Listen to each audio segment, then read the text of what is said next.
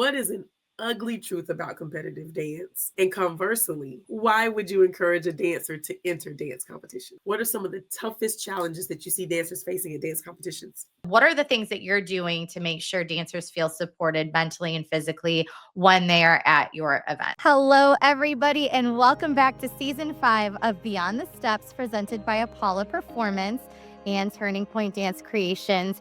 Today, we're talking about why health and safety are important in dance. Melissa, tell everybody who we've got today. We have Stephanie Oliveri. She is currently the artistic director of the Guidance Experience Dance Competition and Convention. She has toured the world as a professional dancer and currently calls Williamsport, Pennsylvania home with her 18-month-old son and her husband. Welcome, Stephanie. Thank you so much for having me, guys. I'm excited to be here. So we like to start out baseline and just get an idea. Why do you love dance? How did the love of dance see you all the way through being artistic director of Guidance Dance Experience? Sure. So I started very young, like 5 years old, got into dance. Had no idea that it could be a career at that point, obviously. I just followed my way through um into high school, and then my family went on a cruise, and I ended up seeing one of the shows on board, and I realized, oh my gosh, you can do this as a job. There are jobs out there. And so that became kind of a goal of mine. And I grew up in Buffalo. There is a really great dance program at the University of Buffalo. So that's where I went to school. And just kind of found my way from there. Um, One experience led to the next. And then I got a little old to be doing the whole touring thing and wanted to kind of settle down on one. Yeah, right? It hurts. Wanted to be a little more stable in a home base, I guess you could say. And found my way into the dance competition industry, which I also didn't know was an option, but kind of combines all of my passions into one thing, lets me be a little more home base centric, if you will. And it's just a joy. It's the coolest job. It really is so fun when you get to continue to build your career around the industry that you fell in love with. I say that all the time. Like, even though my heart, I still get moments where I miss teaching and I miss all of that. Like, it's really cool that I still get to work with and be around so many creative and talented people and, keep my nose in the industry a little bit. So it's fun when you get to do that. Awesome. So jumping right into it, in your opinion, why is health and safety important in dance? And do you see enough emphasis on it in the industry? I think it's so important because it is where these kids spend the majority of their time outside of the home and outside of school, right? Yeah. So it needs to have the same, we school is kind of a given, right? We assume they're safe there, they have people around them. Um, but this is a huge chunk of their time, Yeah. and who they're spending their time with is really important, right? We want to make sure that it's safe and it's a positive experience for them. I think industry wide, we're definitely doing a better job. I think a lot more people are taking initiative to make sure it is safe and that there Yeah. are good people involved. So I think we're definitely headed in the right direction. Yeah. I feel like it's getting better, but there's so much work to do. And I think because dance is so segmented, the industry is so segmented and there's no real like standardization or governing body. I mean, we talk about YPAD and we talk about, things organizations are doing to kind of move the dance world forward in this way, but there's really no governing body. And so it's really hard to get on the same page A- when everybody's doing it a little differently. Yeah. Anybody can open a dance studio. Anybody can start a dance competition. There is no regulations, no checks on who these people are. So it's really important to do your research on where you're putting your kid. Yeah, and again, that's another thing that we've talked about a lot on the show is like the parents doing the research because they only know what they know and they're trusting, the people in their community that they have the latest and greatest information, yet there's really no manual for how to do that well, right? And how to figure all of this out. So yeah, and then that's why we love our partnership with Guidance, to be honest, because you guys really have put that at the forefront of what you're doing. And I know we're going to get into that in a little bit. What is personal safety in dancing? Talk about that a little bit. What does that mean to you? Sure. So I think there it encompasses a lot of things. First of all, just being in a safe environment, in a safe studio with teachers that are, there to mentor you in a positive way. Um, in a safe building, a safe space, right? Just basic things right there. Also being surrounded by peers that you feel supportive and Yeah. comfortable around. Um training that's not going to do harm or damage to your body, to your mental health. Um thinking and speaking kindly to yourself. As dancers, we are so critical. It's never good enough.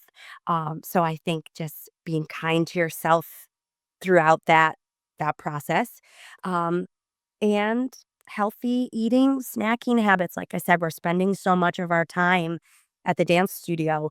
Do you plan ahead and pack a nice dinner for yourself? Healthy snacks, lots of water. Um, those types of things. So why do you think dancers experience injuries so much more frequently despite, being active and being flexible and having the range of motion that they do? Why do you think their injuries are so prevalent? Well, I think it comes down to kind of like we said, anybody can open a dance studio. A lot of times we have really great teachers who have maybe a background in exercise science or things like that, but sometimes not. And not every dancer's body is the same. And I feel like sometimes dance training is across the board for every dancer in the class. And that might be where some injuries come because everybody is a little different. We don't rest enough, any of us. And I feel like as dancers, we are taught from a very young age to push through the pain and keep going, to not let your team down. And I think that comes down to the parents and teachers as well, saying, hold on a minute. I know you really want to do this. I know you really want to participate in this competition or the recital. But at some point, we have to step in and say, you're not all right. You need to take the time. And again, I think that's getting better, but I do think that's the mentality of just, like, push through. There's also a big push for, like, don't commit fully to a sport or an activity as a kid, right? Like, you wanna do as much as you can and be, well-rounded. You hear these conversations happening all the time that, there's a certain age that's too early to commit fully to one thing. But the flip side of that, and this is where I struggle in our house. I mean, and luckily, like, this isn't much of a conversation for us because our kid he's not interested in he wants to get a little involved at school. He wants to play soccer. That's the end of it. There's a lot of people that have the mindset, and I was one of them, that you have to do so many things. The problem with that is that your body is always fatigued. Your body is always doing something. So when we say we don't rest enough, is that contributing to the problem? Because yes, they're dancing 4 days a week, but then they're also doing track and they're playing basketball and they're doing wrestling, insert whatever, activity that they're going to do physically. But does that also take a toll? Because we have this mentality, which I see the merit behind it, but we're gonna do multiple things, which, I'm seeing kids committed 6, 7 days a week to something, right? And is their body getting the rest it needs? So is that contributing to it? I don't know. For sure, and then where do they fit in homework? Where do they fit in just being a kid and playing, Yeah. you know? And then ultimately, then it leads to that burnout conversation that we've had when they get to those, middle of the high school years, ultimately. And Melissa and I have talked about this frustration. I'm sure you've gone through it too, is you see these kids that you've invested so much time and energy into that have so much potential and they quit, So It is really rough. It's hard to, Find that balance, it's right? hard to reconcile and it's hard to find that balance, but when you see these injuries happening, you have to wonder, is that part of what's going on here? What is an ugly truth about competitive dance? And conversely, why would you encourage a dancer to enter dance competitions? This is my favorite question. Trigger warning. Um, Should we put that on the screen? right. So obviously, I work for a dance competition. I absolutely love it. I think there's so much value. But I do think the ugly truth about any dance competition is that no one cares what award you won, what title you won once you get out of high school. I'm sorry. It is important, and it is so important in that moment, and it's something amazing to work for, but if you decide to follow into this industry and become a professional dancer, when you get to college, every single person in that room was also Miss Teen Dance of Pennsylvania, Utah, Right. California. Very true. So it doesn't matter once it's over. And I say that with so much love. Hang on to those trophies, keep them in your room, let it be a memory of a really good time. But that's my ugly truth. Now, let me get to all of the amazing things that is the reason why I believe in them. I think it's a great way to meet other dancers. And the industry is a very, very small place. So, someone that you meet at a comp weekend might be your college roommate, might be your roommate on tour for your very first gig or on a cruise ship. You never ever know. So I think it's a really great way to meet people that you might see later on in your career. I think there's also a lesson in you're not going to win everything in life. There is going to be disappointments. There are going to be difficult things. And obviously, we wanna shield our children from that as much as we can, but we also need to give them safe experiences to understand that feeling and how to navigate it and what to do, because eventually they're gonna walk out the door and they have to do it on their Yeah. own, and if it slams them in the face, they aren't gonna know how to get back up. So, I think it's a really safe space surrounded by people that love and care for them to get a taste of what that feels like and how to cope with it. I think as dancers, we're super competitive by nature. So, again, I think it's an awesome avenue to explore to find that competitive spirit, find within yourself how to be your best, to work hard and really push yourself. Because at the end of the day, you're only really competing against yourself in something like that. So it is again another safe opportunity to find that spirit. And there's also some really incredible scholarship opportunities. I know I work at a local dance studio right now as a teacher, and I have a student who is young. I think she's 13 or 14. So she's just starting to open her eyes to what the industry has to offer. And she has no idea, right? And at these events, we get to give scholarships to summer intensives, to Mhm. different schools, things to open these dancers' eyes to show them what is out there for them. And these don't always go to the highest scoring dancer in the event. There's opportunities for every dancer. And I love to say there is a job for every dancer too out there. You just have to find it. So I think that's a really special thing that we get to give back to our dancers just to show them what's out there. I wanna, kinda add on to a couple things you said. So the first thing is you said nobody cares, once you graduate high school, that award that you got at your dance competition that you did when you were in high school or middle school or whatever, that doesn't matter, right? And that I would totally say that that's true, having danced professionally and all of that, the pool opens up, and once you get into that bigger pool, like, everybody's been there, done that, right? But at the same time, for those that are hearing that, we don't wanna discourage you because the flip side of that is going through the process teaches so many of those lessons that are valuable. Then you go out into the world, whether you wanna dance or not. I've definitely heard people say, "I don't get the point of investing and putting money in all of this," and they're gonna do something with all that time, right? In high school, they're either gonna find trouble or they're gonna be busy. And if they're busy, they might as well learn the lessons that are going to carry them forward through life, time management, discipline, focus, hard work, all of the things. But then you add on the environment of the competition environment where you get, it can get very comfortable. And I would say this is the biggest lesson that I learned moving from studio dance to professional dance is, you get all the accolades within your studio and everybody loves to watch you and you get the front part and you do this and you do that. When you get into a competitive environment, you're seeing what else is out there, what other people your age are doing and able to do. And it really shows you, kind of elevates the bar. This is what I need to work on. This is where I need to get.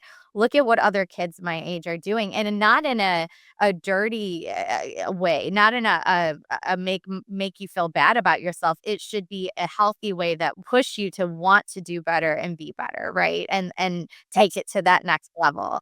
And I think that's so important to see. And this really applies to anything that you're doing. Like I just a couple weeks ago, I took my son to Phoenix for a soccer tournament. Why are you going to Phoenix? Why are you paying money to go to Phoenix? And you know what? They lost every game they've lost 2 of the 3 games that they played. And it was a bummer. And it was like we came all the way to Phoenix to, lose these 2 games. But when you look at what he took away from that experience, just the time with his team, the time as a player, seeing, you know, players from all around the country, same age and what they're doing, it was really motivational for him to come back and go to work, right? So I think it's really important if we're having an honest, like in this society where everyone gets a ribbon and everyone gets a thanks for playing, that we really understand what they're getting, the value of what they're getting by going to these events that it isn't held by a ribbon or a trophy or a placement. I say it's really, really important. Yeah, absolutely. I also think that when people think like, "Oh, you're going to Phoenix, you're taking your kid to Phoenix for this," or especially dance, you're taking your kid that far to go to a dance competition, people look at it as some frivolous, Oh, yeah, like, "Oh, it's "Wow, just you must have a ton of money." Oh my for you, but and I'm like, "No, no." dance around." Like, no, there's skill involved in this. There is a competitive spirit there. They're professional judges. They're not, this isn't just we all go dance around and line dance on the stage. And I will say to support that, to just put some context behind it. This is not something we decided lightly as a family, like, "Oh, everyone's going, so we're just gonna go." Like, these are active conversations.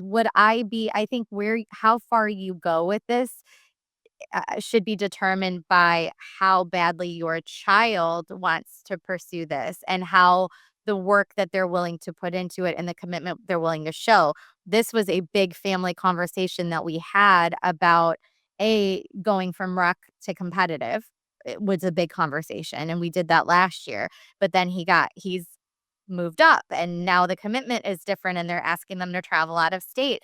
Okay, that was another big conversation we had and another set of I guess expectations that our son has to be able to continue to do this, of like we have to get good grades, you have to put in we don't want to hear any complaining, you have to practice on your own, like all of those things. And then it's constantly checking in, going, is this really what you want to be doing with your time right now? Because if it's not, we need to know.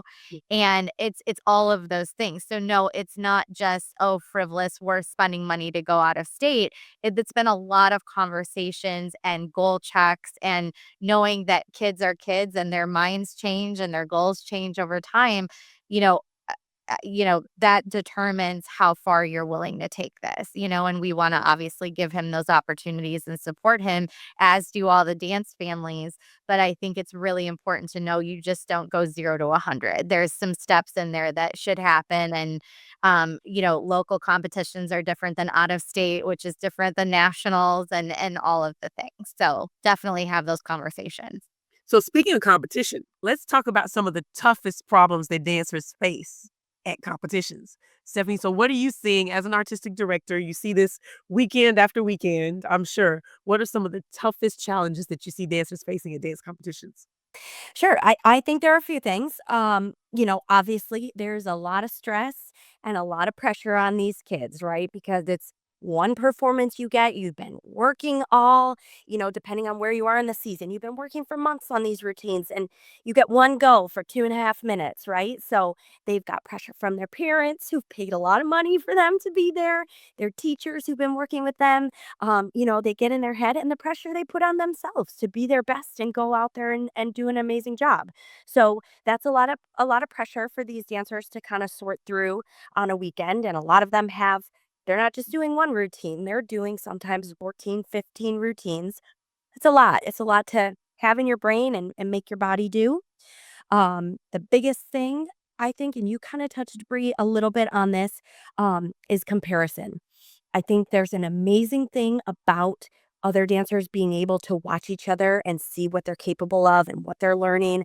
But at the same time, then they have that. And we do this as adults too. On social media, we see what people are doing and what they have and what we should be striving for. And sometimes it's really debilitating. So, with the good comes the bad. And how do you, as a young dancer, a teenager, filter that as I need to take this and be better and not, "Oh, man, there's no way I can be as good as her. I'm not even going out." But that's a total skill that the only way you learn that skill is by being put in those situations. If we're constantly and I'm agreeing with you, I'm not disagreeing. I'm agreeing. But if we're constantly shielding our kids from having to feel that, this is a controlled space where I like the competitive environment so much more than social media because social media is edited.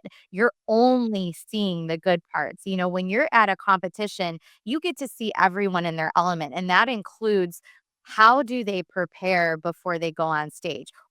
If you look around, what is everyone doing before they set foot on the stage? And I would bet 9 times out of 10, everybody's doing something different because it is very personal. And that is a place where you can learn that about yourself. There are some kids that love to goof around until the minute they set foot on stage because it keeps their mind off everything. I was never that kid. I was the kid that was head down, not talking to anybody, going through the dance 50,000 times until the music started and then I'm out, right? But, and then you can't stop me. But like every child and every teacher, to be honest, is very different in how they prepare.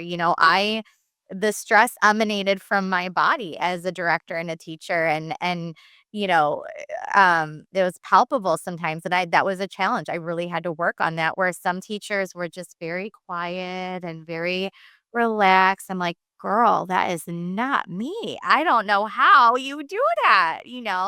But that's personality, those are it's very personal. Um, and again, I only think the way you figure that out about yourself is by being put in those situations. What are the things that you're doing to make sure dancers feel supported mentally and physically when they are at your event? So, first of all of our staff is background checked and first aid and CPR certified. So, anyone on site can help with a medical emergency. Kelly, the owner, was a former nurse. So, she is like the go to person. Um, but like we touched on a little bit before, anyone anyone in the world can start a dance competition or open a dance studio. So these kids are spending a lot of time with these people. Sure. You need to know that they are safe people, right? Because a lot of times you get to a dance competition and you kind of hand your kid off to the teacher. The parents usually aren't definitely allowed backstage, sometimes not even in the dressing rooms, depending on the event. So you're just trusting. There's so much trust that you have to put out there as a parent. And we want you to know for sure that any person your child comes into contact with at our event has been background Yeah. checked, is a safe person. So that's huge for us. Um, another thing with dance competitions we talked about is they're really long days, and don't even get me started about the ones that start on Wednesday. You're never going to have that with us. We are typically only a 2-day event. So our convention portion happens typically on the Friday evening, and then competition is all day Saturday, and we're off on Sunday. Um, we don't start before 8 a.m., and we're done dancing by 10. So And we're I will really, say we've partnered with you guys for a long time, and this is something that has remained consistent about about guidance for years. I mean, we've partnered with y'all for years, and this is something you absolutely work hard to maintain. I will verify that for sure. Absolutely. Yeah, it's really important. And these kids are giving their all, and we got to keep that rest. That is something that we're, really really pushing for. Also age appropriate standards. So that's a huge thing with YPAB, right? In dance, it's not like gymnastics. There are not certain skills that everyone has to do in each routine. There's no like costume requirement. You are free to choose whatever you want. Um, and we make sure that all the lyrics are checked. Um, we're not going to allow music to be played with any bad words, bad messaging, bad content. We're checking that prior to the event so there's no surprises on the day of. Um, we're also really conscious about costuming for our dancers. We're not saying no two pieces allowed, but does the costume and the song and the choreography lead to a certain direction? That's where we're gonna I have a love that little. you said that because I was just about to ask you, how do you it's so subjective, and every panel of judges is gonna look at that differently, and then do you penalize the kids for a decision that the choreographer made, and how do you do this? Because I think that's the biggest hurdle when we Yep, have this conversation about age-appropriate costuming and attire. So, absolutely. how do you guys and so is that the guideline? If it's the costume, music, and the choreography together that are all, I mean, let's just be real nasty. Um, that's a hard line. What Yeah, happens in that? I think yeah, there's nothing exactly in the rules that say no two-piece costumes allowed because there are a lot of really tasteful, Absolutely, we're also at the mercy of what the costume companies are producing this season. Or absolutely. maybe, you can't afford a new costume for your solo this year, so you're getting a hand-me-down one or one that was used once last year. So that is, we're not, and it's also usually not the dancer's choice. The teacher is picking for them. So we will not penalize for that, but it's an overall picture. Yeah. Are you in a more revealing costume dancing to a song that could be, sexualizing you in now? Say that one more time, Melissa. That has innuendo in it, or Absolutely. And is the choreography also leaning that way?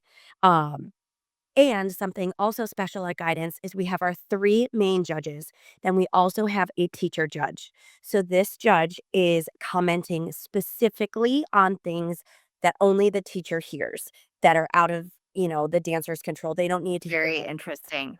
So Okay. this is Very going cool. and they focus on the costuming, the choreography.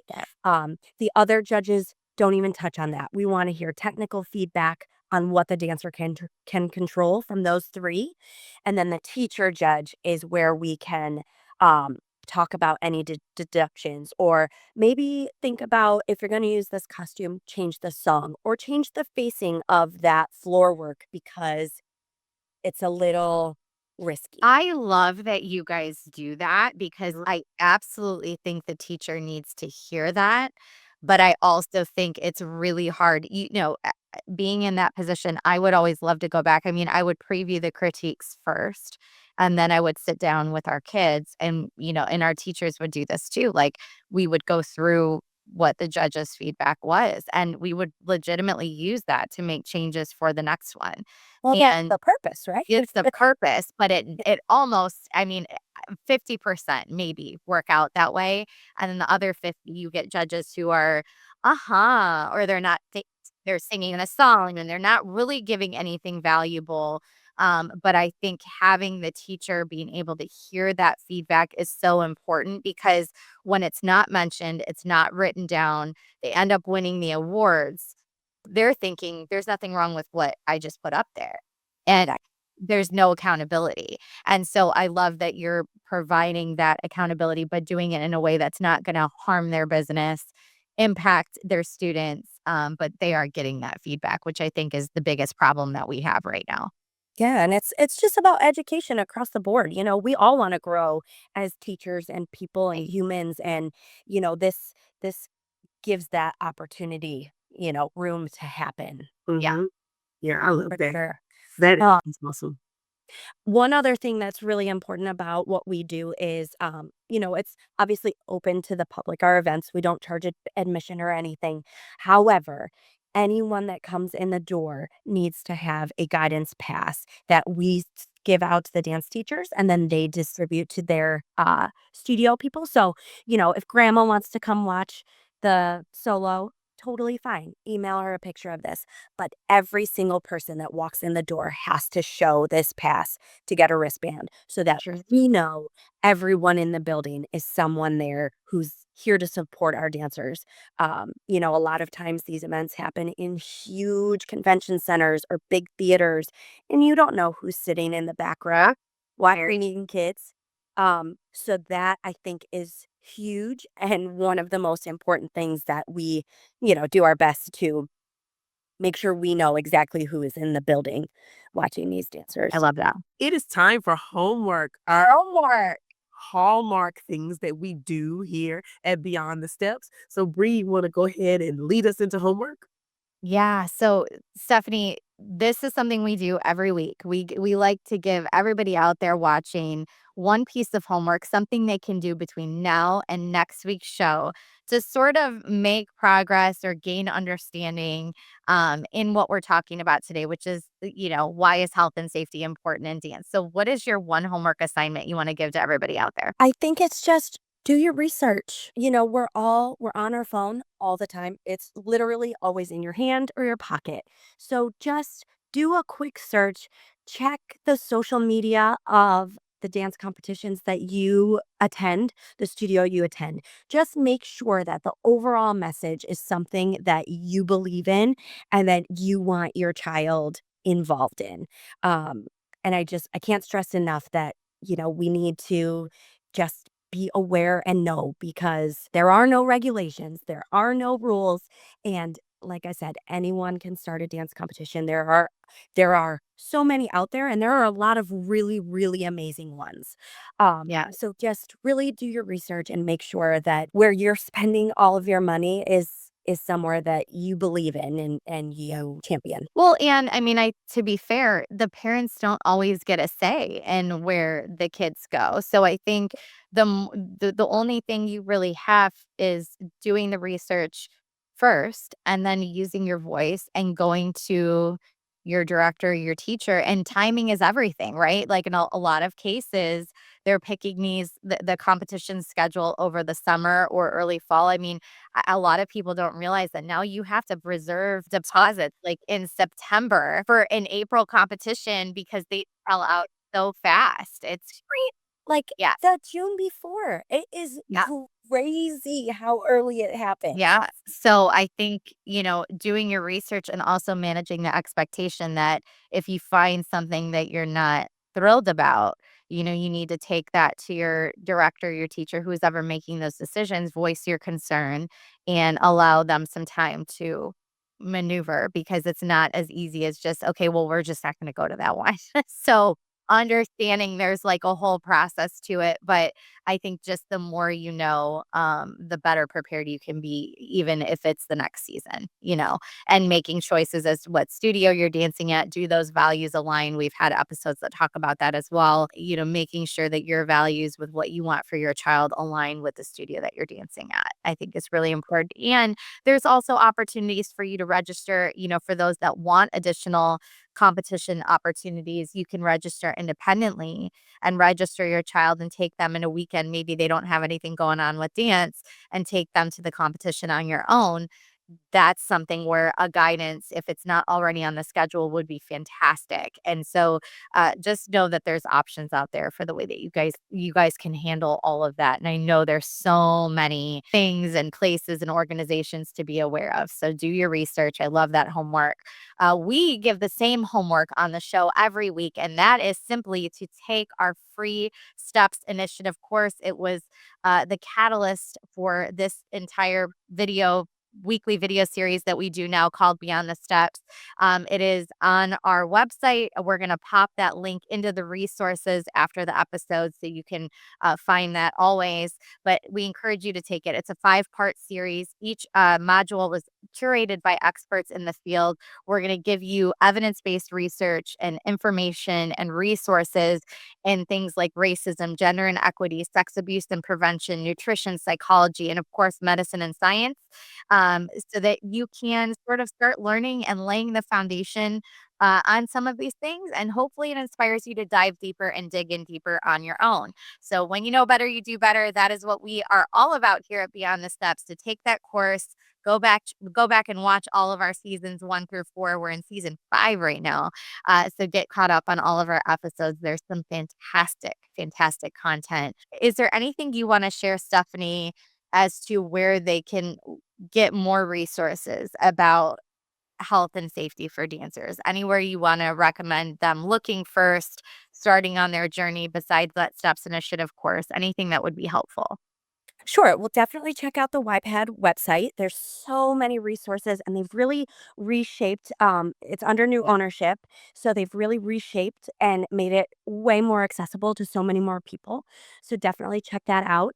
And also Dan Send is an amazing, it's two women and they are all about mental health and wellness for dancers. We recently started partnering with them. They have incredible content. They're doing amazing things for dancers and teachers and just helping, open everyone's eyes. So I would definitely point you in their direction as well. Yeah, shout out to Kristen Dice and Michelle Lucadou Frazier for what they're doing over at Dan Sund. It's awesome. And we'll make sure to pop that link in the notes as well for y'all. So talk a little bit about guidance, what we can expect this season, what you have going on, and how people can get in touch with you. Yeah. So we are so excited. We're in season 7 and we're doing our first nationals this summer. So that's something really cool that we're adding to the tour. That's exciting. Thank you. Yeah, we've added a new city to the tour this year too. We've got our ambassador program, which is for young dancers. Um, they come on events with us and they learn the behind the scenes of how we operate the event to just kind of give them an opportunity to see what's out there. If they want to follow the industry, what it takes to put on an event and what it looks like behind the scenes. We've got some great new kids this season, so we're really looking forward to getting them out on tour. Um, yeah, it's gonna be a great season. I'm looking forward to it. Awesome. Well, congrats on that. That's really cool that you guys are doing a nationals. Where is it going to be? It's gonna be in Pittsburgh. Nice. Venue to be released soon. Stay tuned. How many seats Hey, in the group? it's not Vegas. That's all I'm going to say. Not Vegas. It's different. Different is good. We're keeping a little close to home just for our first time going out. But Pittsburgh's an amazing city. I'm not saying it in the best way possible, just so you know. Oh, I know. Um, what was I gonna say? Pittsburgh is such a cool city. If you've never been, it's a really great place. I'm always curious about how many. We'll definitely go visit the website. I'm sure you. Yeah, it's on our website. We have nine regionals, and then nationals would be 10. Okay. Awesome. Wow. Awesome. Awesome. Well, thank you so much, Stephanie, for being here with us. We have enjoyed having you as a guest today. Thank you. A special thanks to Stephanie Oliveri and the Guidance Experience for being with us today and having this conversation. Thank you, Apolla Performance Wear and Turning Point Dance Creations. We appreciate the opportunity to be here and love doing this show together every single week. Guys, help us out. We are trying to get to 100K. So please hit the subscribe, follow button, like, share, comment. Please help us out. We really want to get to 100K. We'll have a celebration when we do. If you have not seen seasons 1 through 4, because this is season 5, recordings of seasons 1 through 4 are available on YouTube at Apolla Performance and at TP Dance Creations. If you have an idea for a topic or want to be a guest, DM either one of us on any of our social media platforms or email info@apollaperformance.com. Join us next week. Next week's a flashback episode. We're going to pick one of our favorites. It'll be asking you and from a previous season, so we can tune in for that and make sure that you get a little refresher on some stuff that we talked about, maybe seasons 1 through 4. Until then, we hope you continue your journey beyond the steps. See you next week. Bye. Bye.